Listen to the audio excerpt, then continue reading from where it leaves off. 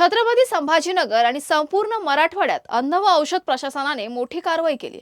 भेसळ व प्रतिबंधित पदार्थाविरोधात राबवलेल्या धडक मोहिमेत 27 ठिकाणी छापेमारी करत तब्बल 2,47,75,00,000 रुपयांचा माल जप्त करण्यात आलाय।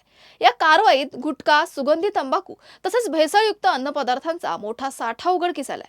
या प्रकरणी 9 FIR दाखल करण्यात आले असून 9 जणांना अटक करण्यात आली आहे, तर 6 आस्थापना सील करण्यात आल्या। याशिवाय 8 वाहनंही जप्त करण्यात आली आहेत। ही कारवाई छत्रपती संभाजीनगर, बीड, परभणी, नांदेड, जालना, लातूर आणि हिंगोली या जिल्ह्यांमध्ये करण्यात आली आहे।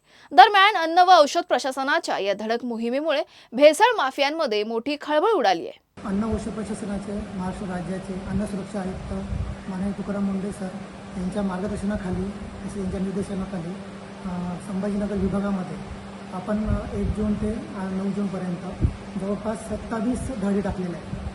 27 आस्थापनांच्या तपासण्या केलेल्या आपण त्यामध्ये 11 ठिकाणी आपल्याला प्रतिबंधित अन्नपदार्थ सापडलेले आहेत। काय त्याच्यामध्ये जवळपास टोटल 2,47,00,000 जवळपास एवढा साठा जप्त करण्यात आलेला आहे। त्याच्यामध्ये प्रतिबंधित अन्नपदार्थ आणि अदर दॅन जे आपले फूड आर्टिकल्स आहेत सगळे, घी झालं, ऑइल झालं, नंतर अदर दॅन आपले जे फ्रूट्स वगैरे आहेत, फ्रूट्स, व्हेजिटेबल्स, आंबा, हे सगळे जे पण अन्नपदार्थ आहेत त्यांच्या हे पूर्णपणे जवळपास 2,87,00,000ची जप्ती करण्यात आलेली आहे। प्रतिबंधित अन्नपदार्थांमध्ये जवळपास 9 जणांना FIR दाखल करण्यात आलेली आहे। जवळपास 6 लोकांना अटक करण्यात आलेली आहे आणि जवळपास 34 लाखाचे वाहनं जप्त करण्यात आलेले आहे।